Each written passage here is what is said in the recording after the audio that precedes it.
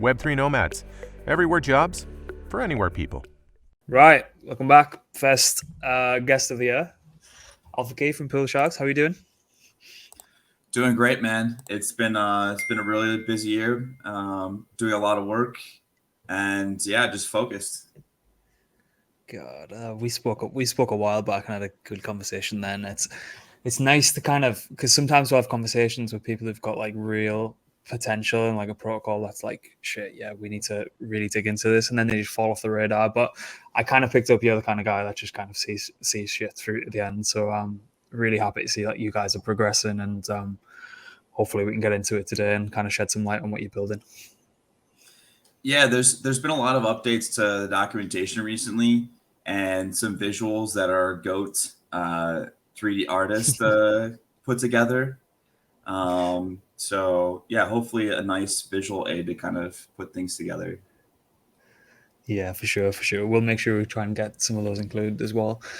Just before we get into it, can we do like as much detail or as little detail as you want to get into, just kind of the crypto origin story or the path that led you to kind of where we are now and what you're building?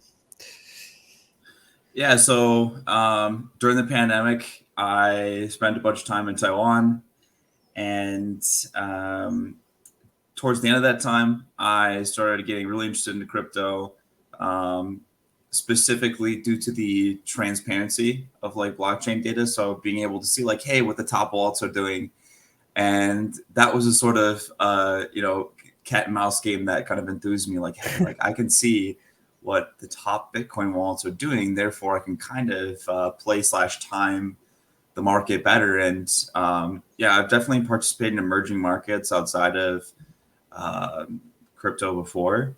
So this is not like kind of my first pony show in terms of like emerging markets. Like, they kind of get pumped up on the way up, and like it doesn't make sense on the way up, and it doesn't make sense on the way down. And the market just kind of gets like illogically beaten down, and it's this kind of like stretching of the market that's tends to happen. So I became really interested in automated trading, and was doing some sort of arbitrage / trading between sexes, doing really small trades. Noticed that like, hey, like having this really doing all these like really small trades and having this really diversified portfolio is sort of a really good way to catch the general moves of the market. So then I started moving that on chain, doing yield farms on Binance Smart Chain. And after getting, I don't know if rugged is the right term, but rugged in all the very clever ways that people rug, because there are many ways. I realized like, hey, there's this additional issue of impermanent loss. Like if I provide liquidity on a decentralized exchange, like in addition to just the asset going down, like I'm also getting this impermanent loss. Like I'm taking the losing side every time. And like, for sure, there has to be some way to solve this, because like, if I can solve this, then like, for sure, like I can get a bunch of TVL and I can build a protocol around it. And yeah, that certainly took a lot of different forms over the last like 2 years. So it's like almost 2 years ago that I sort of had this idea like, okay, what if I can just, sort of take your assets. So like after 10% is kind of the magic number with impermanent loss. So after the asset drops like 10%, there's a 10% divergence since you deposit your assets. What if I just take that out and I just flip it into ETH, or a stable coin or something like that? And then, you can kind of go to sleep. If your yield farm dies, like you can exit. And that was my sort of thinking. Like that was the sort of user experience that I envisioned like 2 years ago. And yeah, it's definitely come a long way since then. Yeah, so do you still have kind of time to even operate or partake in the markets, or is that just kind of been set aside at the minute? Oh no, that's been set aside for a very long time. that's like when you realize that like, hey, I'm better at like I like making calculated bets. But I'm much better at developing and building things, than I am in trading. Like, I don't think I could do that full time, but I enjoy it from like a bird's eye view, like from being the observer, like the point of being of observing others and observing trends and trying to understand them. But I don't think that I can do trading full time. You got to be a special kind of person to be wanting to do that full time, or just have complete emotional disconnect. Yeah, I mean, like ultimately, no bet that you make should you go all in on, but rather you should have a sort of like, okay, I'm going to take an 80-20, 70-30, 60-40 bet, but I'm not going to go all in. And just, doing that in a really calculated way. If there's more confirmation of, some movement that you think is going to play out in the market, obviously there's less reward. So like if you get in, early in the move, then there's more risk, but there's also more reward. And if you have more confirmation of a trend, then there's less risk, but also less reward. So you kind of have to find the balance in between the two.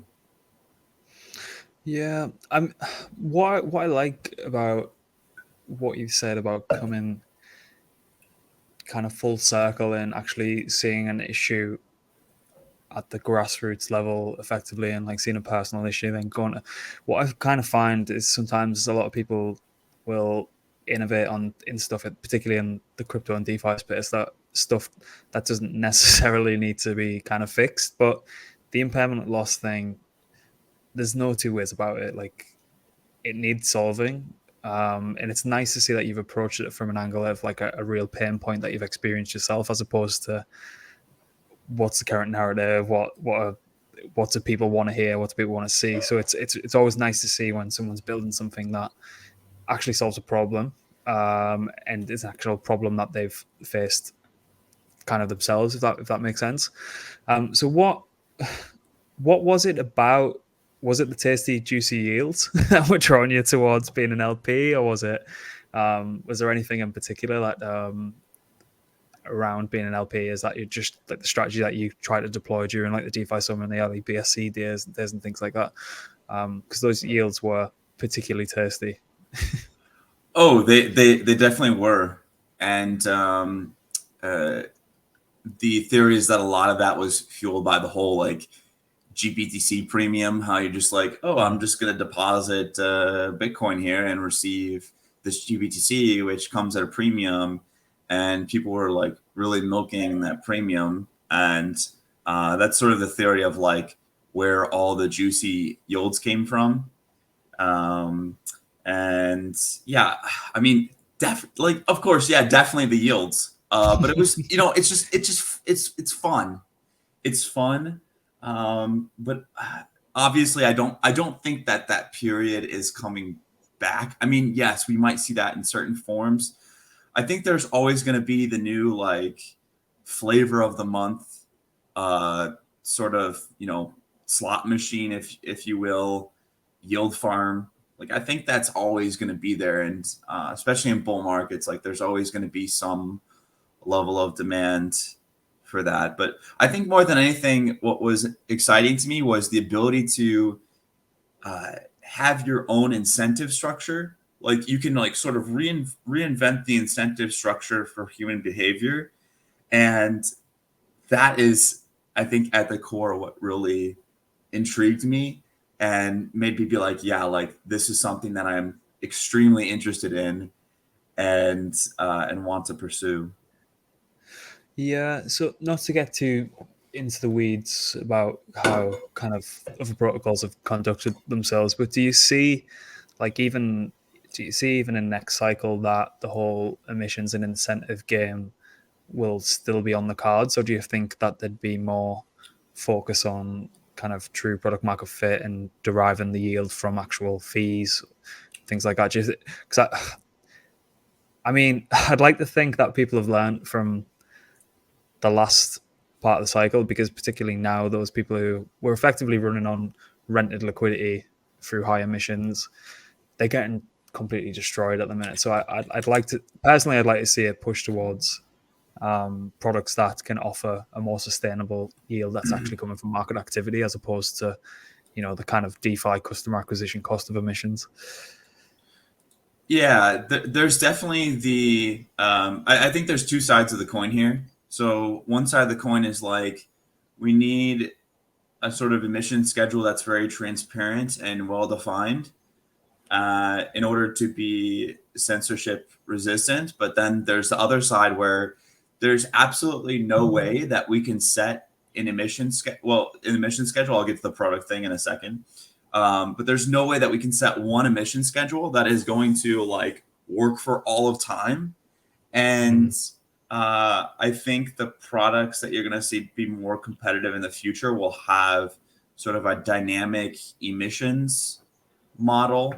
The challenge is like, right, how to do that transparently and not be so reliant on the team to manage that, because then that's when we sort of get away from the benefits of decentralization and sort of this transparent, decentralized ledger, right? So that's sort of my thoughts there. I think there can be more dynamic emission models. So moving on to the product thing, if you look at the tokens that have done the best, it's like, okay, I look at like Uniswap token, and that's done, you know, surprisingly well over time. And I think one thing that you can point to there is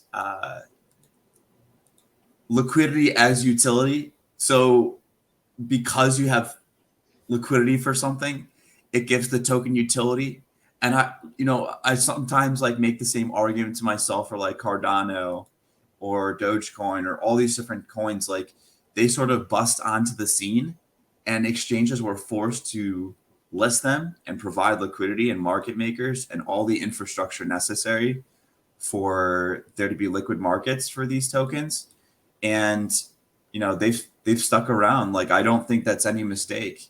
And so I think ultimately, if you attack it from that point, it's like, what are products that people actually want? And they see it on the shelf and they're like, yes, that's what I want. Right? So like, for example, let's take Cardano, and, you know, not to get into any of the technical specifics of Cardano.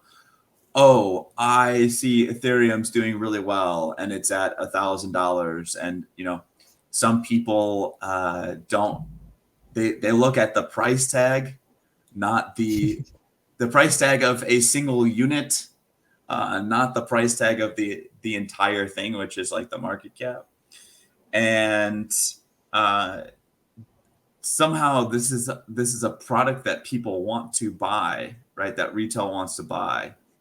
And on centralized exchange, it's just like market makers chasing around retail, basically, to some extent, and just playing games with retail and trying to, get them to take bets that they normally wouldn't take if they had all the data in front of them. So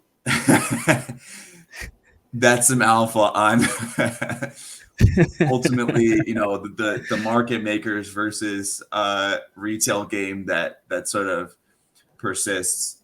But yeah, so I think ultimately what it means is that, like, have products that users want and be able to communicate that to the market in a way that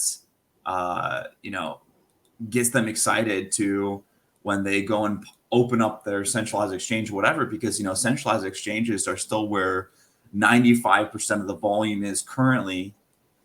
And you have to make a token that retail users are excited about and that they recognize, right? There's a sort of brand equity that exists there. And so that's what I feel is really doing well, is just products like, you know, Uniswap, I don't think APE has necessarily done that well. Oh no, actually, okay, it's at number 44. Okay, it's doing all right. But the products that people recognize, right, and that sort of bust onto the scene to where basically every exchange was forced to list them and provide liquidity for them, and now they're they've cut a lot of bag holders basically, for lack of a better term. But yeah, I think products win at the end of the day. People want products. Yep. And if there's not a clear and exciting product, then why build a DAO around it? Why be excited about anything related to the token, right? Because you need eyeballs. You need to make a splash in the market. That's what people care about. Mm-hmm. Couldn't agree more. So speaking of interesting products, can you, Phil? Well, it's been a couple of months since we chatted about it, but can we do high level on PoolShark and what you guys are doing over there? Yeah. So essentially, the goal is to provide a means for directional liquidity, right? Being able to make directional bets on the market. So if you open up the Uniswap V3 white paper, on the second page in the bottom right, you're going to see that they feels like something you've looked at quite a lot. Yes, I have been recently. Well, I've been writing our own white paper, so yes, I have been. So what in the bottom right there, it says when the position has been crossed, it needs to be withdrawn. It is talking about range orders. If it is not, and the price crosses back across the range, the position will be traded back, effectively reversing the trade. And we know that if I go to Binance and I get filled 50%, I'm filled 50%. Like, that's it, right? Mm-hmm. So that is essentially the goal here, is to enable LPs to be able to express buy and hold strategies. So just like you express a range in your Uniswap V3 range position, our protocol allows users to express a range position where they're going to take a buy and hold strategy. And essentially that takes place in two forms. So one form is cover pools, which this is more geared towards solving the issue of impermanent loss. So AMMs, as we know them today, Uniswap, Curve, so forth, are essentially mean reversion strategies. What that means is that we're selling on both sides of whatever our mean is, our middle, right? So on Uniswap V2, you deposit into your position at some ratio, whatever the current ratio is, and you're betting on it getting back to that point, because then you get fees plus your initial position. And so the impermanent loss ultimately comes from the difference, and I highlight this in our white paper as well, the difference between the average selling price if you were to go and liquidate your holdings versus the average selling price of your LP position. And so if you were to sell one ETH across 3,000 DAI per ETH to 5,000 DAI per ETH, you would sell that one ETH at an average of $3,800. So ultimately what our protocol allows you to do is to take the other side of that. So instead of selling one ETH at an average of $3,800, you can buy ETH at an average of $3,800. And so effectively what this looks like to somebody who's coming from a traditional exchange is a stop loss as a range order. Mm-hmm. Now, to the user, the execution is very simple. They will essentially just claim at some tick within their range. So it's whatever point their position has been filled up to, their one-way position has been filled up to, they're going to claim at some tick between their range. Under the hood, as the sort of TWAP moves, because, well, we don't want to, you don't want to purchase ETH back from the market to basically buy and hold and accrue profits for you, unless the price starts moving up. So as the price of your ETH DAI LP position starts moving up, right? That's when you experience the impermanent loss. So effectively on the other side, okay, as the TWAP moves, we're going to unlock liquidity that's in your range and use that to buy some ETH.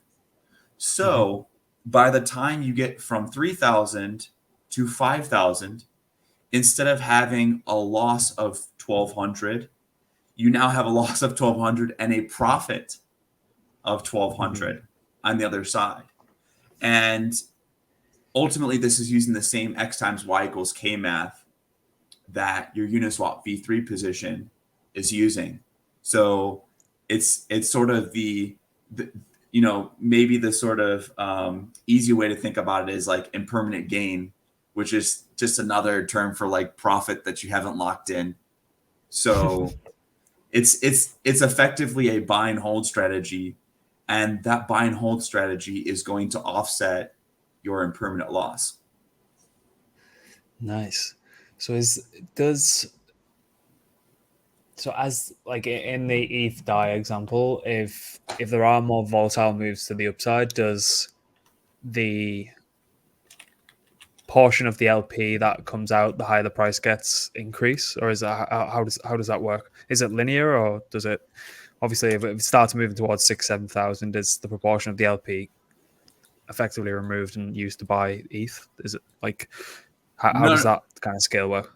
No, it's a separate LP position, and the value of it being a separate LP position is that you can actually still have your liquidity on Uniswap V3, on Sushi, on Curve, and then you can come use PoolShark, and it will create a cover position for you, which, okay, you set aside some DAI, and that DAI is going to buy ETH over a range that you want to cover. So like you say, okay. I think ETH is going to go to $5,000 in 2 years.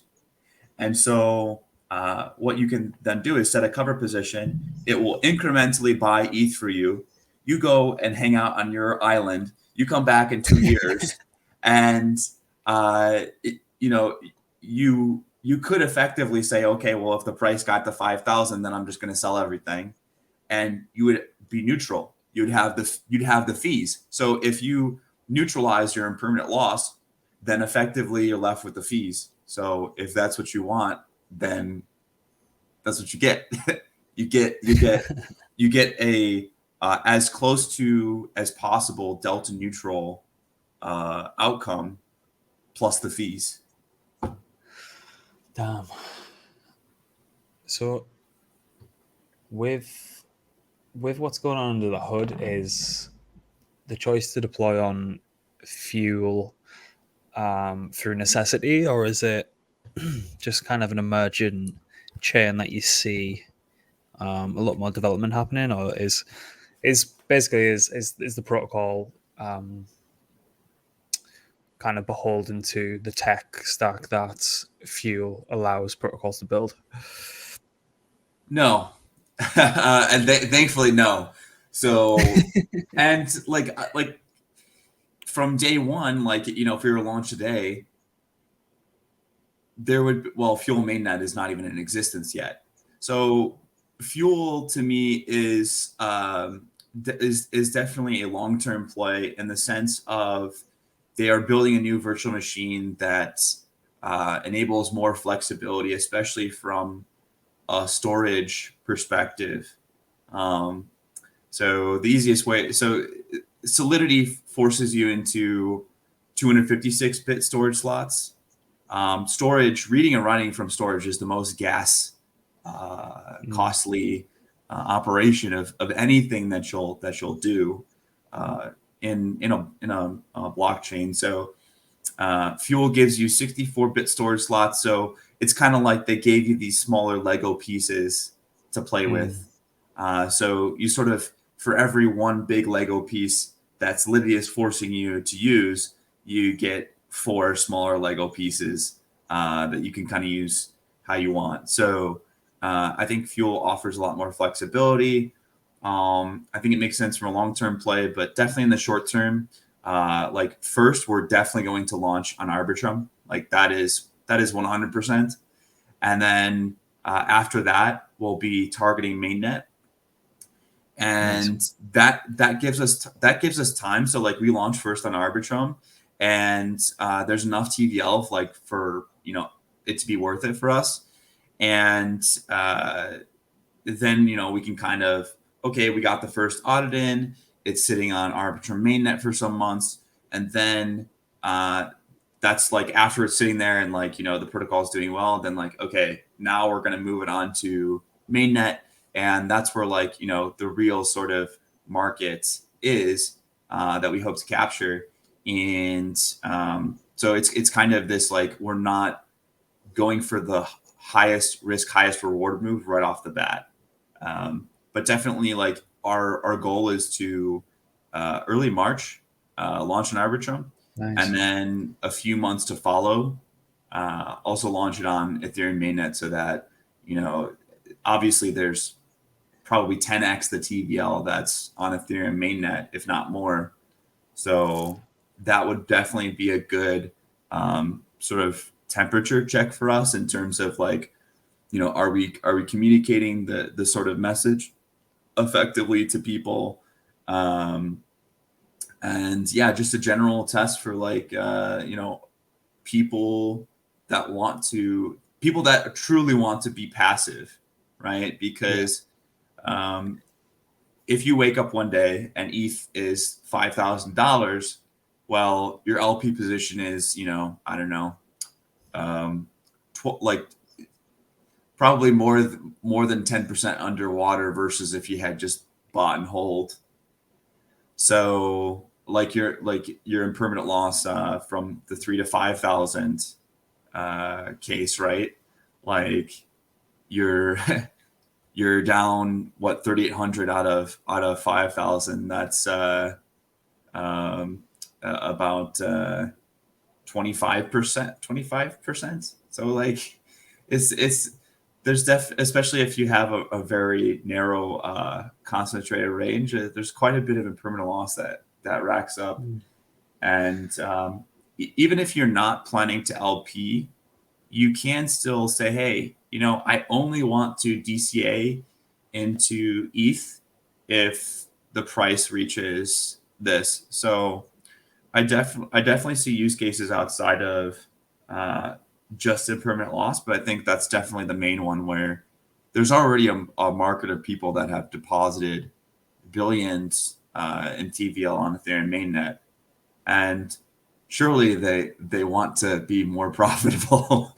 You think? Yeah, because obviously there's an awful lot of talk now across the full space of kind of Uniswap LP unprofitability and all that kind of conversation that goes on, and the curve guys come out to play as soon as Uniswap needs shitting on effectively. So I think this kind of thing, like for me personally, it's like I always have good intentions to set up an LP position for the long term, and then I'll get a couple of days in, maybe we've had like a wild swing or there's been a lot of volatility, and I'm just like, oh god, I don't have the time to actively monitor or manage this. So it's a bit of a pain in the ass. So something like this would be, even for kind of DAO treasuries that are just sat idle, could gain exposure and kind of reduce their downside, or even like kind of further afield if they were wanting to, like any protocol on liquidity where they wanted to actually deploy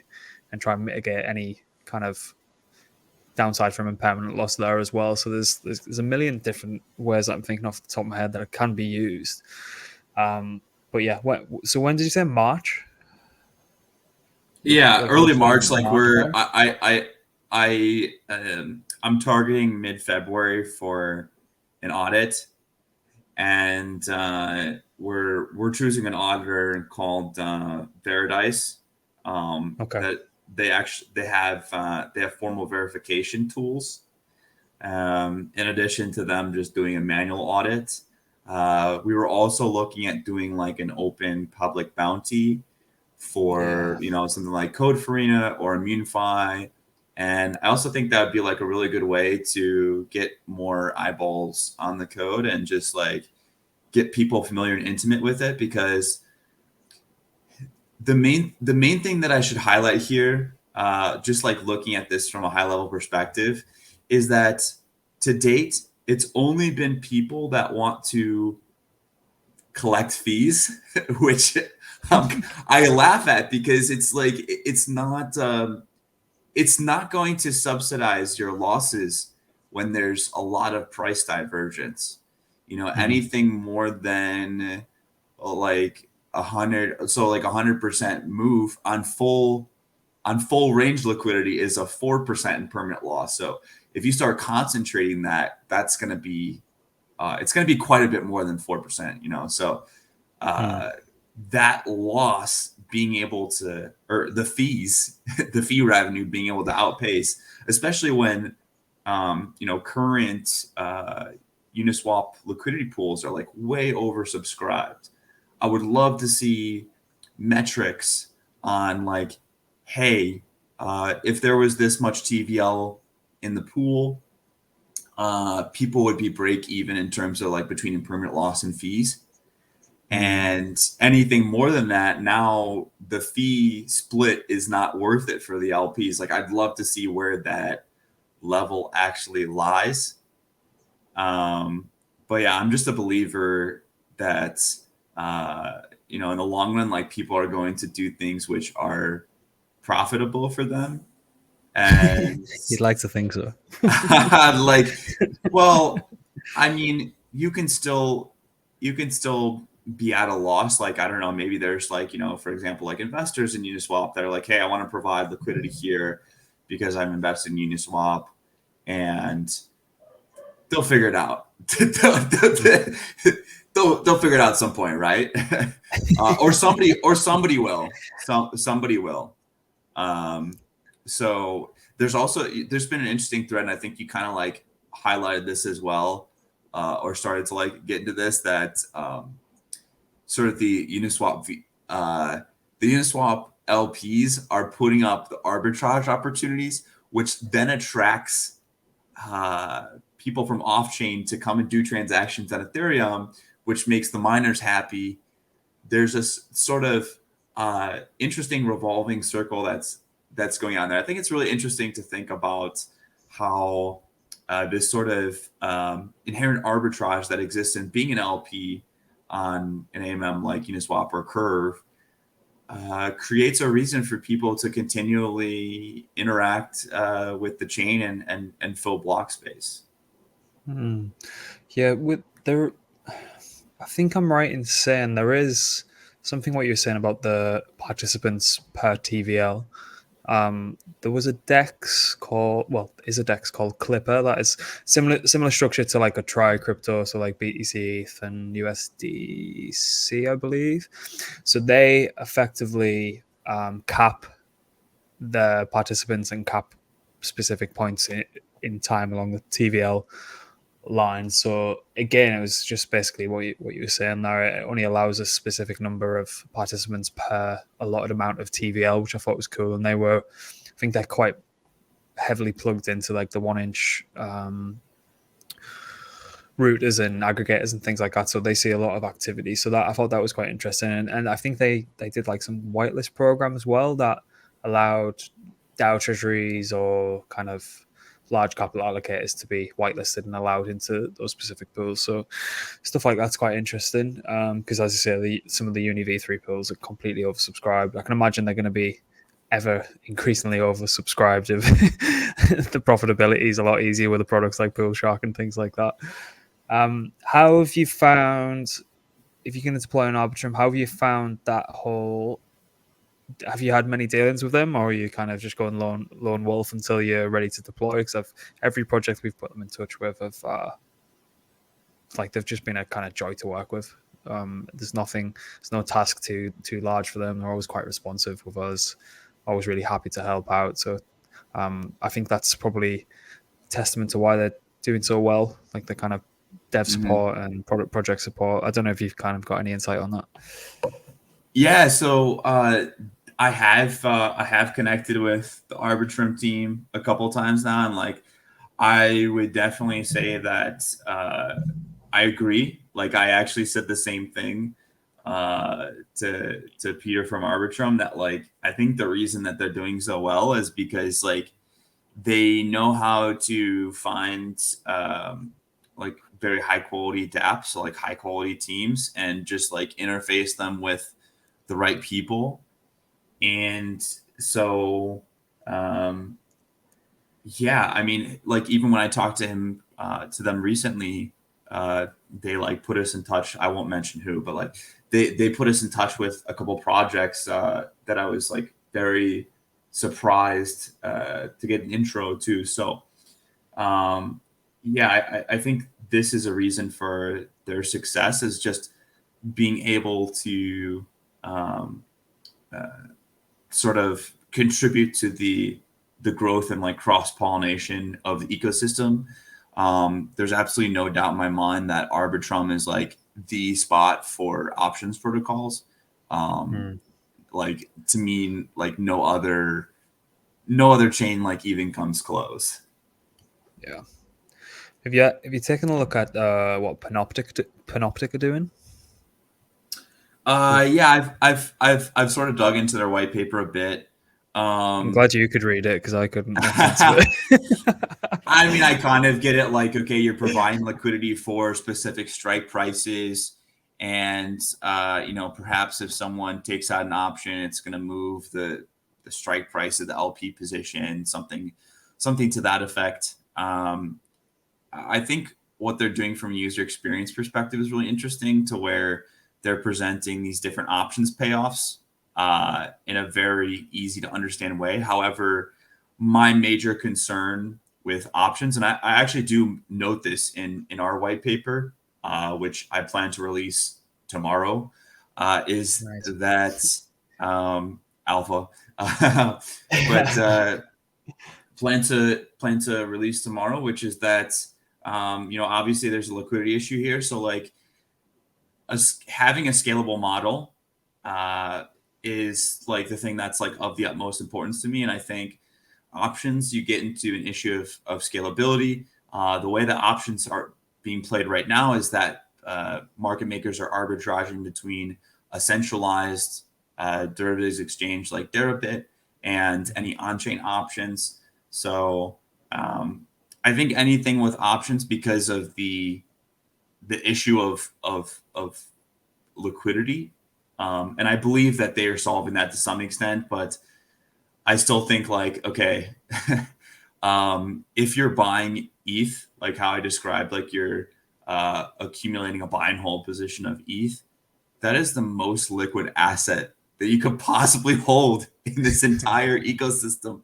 So like I hear the options and perps side of things, and I know like people have sort of put that forth as a solution to cover losses in an LP position vault, and like, I haven't heard people touting that as a solution. So unless I like completely missed something, I think it's part of the ecosystem for sure, but it's always by default going to be less liquid. And today, like if I go and buy an options token, there's no way for me to liquidate that. Like people are using OTC markets, and so the other side of what we're doing in addition to the cover pools is actually price pools. So All right. this is basically a take profit. So it's a one-way position. So an option token, which is going to go to zero, you could provide liquidity across a range and not take the two-sided risk of an LP position, where if the price swings towards zero for the option token, you're kind of stuck holding the bag. and your position goes to zero. So you could, the other side of what we're doing is allowing these one-way positions, which you can supply liquidity across a range, and perhaps we can have retail participate in an options tokens exchange, which was like kind of one of my hidden goals, but like definitely not the main thing to be that I'm excited about. But it's actually sort of the perspective that I came from in designing this whole solution. I think with that goal in mind, I think we'd like to, as soon as you guys are ready, we'd love to kind of get some really, not dumbed down isn't the right word, idiot proof isn't the right word either, but kind of some really layman term kind of articles out there surrounding the whole options market. Because the only thing we hear, we've got like a Discord group of 6,000 people, and whenever we bring up options, like the main thing we hear, particularly from retail participants, is it's too confusing, it's too convoluted. So when the time's right, I think we should probably team up and do some kind of collaborative, really low barrier to entry content around that, because I think that'd be really, really interesting. We'll probably do it across the full suite of products that user releasing anyway, because we if you can't tell, we're really excited about what you guys are building. So but yeah, that's something that we'd love to extend to you guys. Yeah, 100%. And I think that the retail market being able to participate in options tokens exchange, like that is something that I think would bring a lot more sort of organic growth to the options space. And I've talked to options protocols such as Risk on Arbitrum, such as DopeX, and I was really trying to get their feedback and understand, like, how can we enable retail to participate in the options market? It's like, okay, they just need to be able to buy the token. Like the whale is going to have the collateral. They're going to mint the option, which is the right to buy or sell something, right? Like ETH. And then they're simply going to say, okay, retail, here's this basically tool for leverage. And so what the person who has the collateral is doing is they're saying, okay, retail, here is leverage. I grant you leverage. And the retail is like, yes, I want it. And so that, like, to me, that is how we get retail to participate, is like they just buy the option token. They don't need to worry about any of the handling of the collateral or anything. I think that's where you really turn retail off. And also, like, they just want the leverage. So without any sort of actual exchange for options tokens, people that hold those options tokens and don't exercise them, the money effectively goes to zero. Yeah. So that's a huge problem. There's literally no way to offload your risk between when you mint the option and it going to zero, or you exercise it and you get the ETH collateral back. So there's just no way to like offload risk in the middle, and that's really weird. And that should probably be fixed.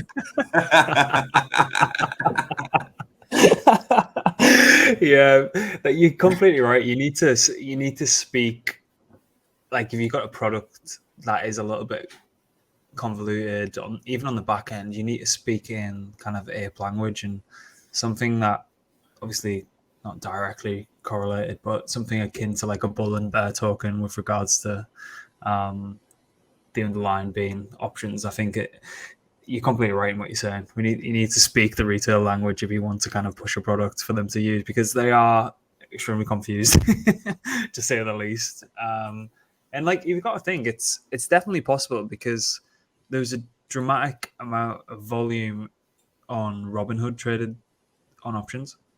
Sure. So once it's presented in such a way that seems like nice and tasty, lots of upside, leverage, I only have to spend X amount to get Y return and things like that. That's whoever cracks that is going to do extremely well. I think it's just one of those situations where people have been so head down, focused on building. It's becomes more of a translation issue of how you get it into the hands of people and make sure they completely understand what they're holding, what the benefits and what the risks are. So yeah, you're completely right. We've got like a couple of minutes left. Can you just give me, right, it becomes March, you're on Arbitrum, I've got some ETH, I've got some DAI. How do I get into a covered pool? Yeah, so in addition to the cover pools, we'll also have like, standard range pools, and you'll be able to mint a fungible position from that. So like we'll have default ranges that anybody can create, and then you can deposit into that, get an ERC20. On the cover side, you would reserve some DAI. So you will simply deposit DAI. You will just simply go into our UI and click, hey, this is my position. And it will set a range for you, which is going to be the same range of whatever your LP position is by default. If you want to change that range, you're more than welcome to. You can make a more concentrated bet if you wish. You can also only cover some portion of your range. So like, I only want to cover the loss up to, 7,000, because I only think the ETH price is going to 7,000. So presenting this in a matrix-like fashion where it's very easy for users to make decisions, I think will help quite a bit. And like, I recently saw like, okay, based on how much volume your pair is getting and like how liquid the pair is, here's how you relatively set your range. Like if you set it narrow or wide, basically, for different types of assets, stable or pegged assets like Rocket Pool ETH or Lido ETH, for example. Yeah. And just giving these sort of decision matrices is what I think will make it super easy for users to generally know how to make the best decision. Yeah, the Hedgic guys have done that pretty well on the options front. They've made that kind of plain and simple. Will the pools be like completely permissionless, or are you going to kind of roll them out as and when, and try and concentrate some of the liquidity into like the ETH USDC or ETH DAI pools, or how will that play out? Yeah, so it is going to be completely permissionless. There's sort of a design space that opens up in the cover pools. I didn't really like go too deep, but there's definitely a design space that opens up to handle different volatility scenarios. And so definitely people that are like DeFi nerds are actually going to love this, because and eventually I want to provide back testing data for the cover pools, right? Because that will sort of give some insight and transparency into how these pools will actually find liquidity for you in the market. Because like, yeah, stop loss, you need to actually find liquidity in the market. But that will sort of be what things look like day one. You can come over as a UniV3 liquidity provider and simply click your UniV3 position, and boom, magically sets a range for you, and then you can mint your position from that. Damn. There's a project I want to put you in touch with after this, because I think they'll be they're definitely DeFi nerds, and they'll be all over this. they haven't launched yet, but they, just the way you're speaking about it, I think it'd be quite nice because they're going to have quite heavy protocol on liquidity as well, which could be a quite nice product market fit, I think. Right, sorry, we're getting to the top of the hour. Where's best for people to find you? Yeah, so definitely the best place to find us is on Twitter, or you can go to poolshark.fi and check our website there, go to our documentation. And yeah, our plan is to launch in March and enable traders to provide liquidity instead of just fee collectors. Also having traders provide liquidity is what I think will help grow organically the liquidity around DeFi as a whole. Love it. All right. Thank you very much for joining us. We should do this again in March once you guys have launched, and have a look what we've got there. And thanks everyone for listening. Just got a bone to pick with everyone who's listening. There's 50% of people who watch this who just haven't subscribed. There's like literally a button like 2 seconds away from you just to press. Click so it. If you could do that, that'd be great. Click it. But thanks very much, and speak to you soon. Cheers.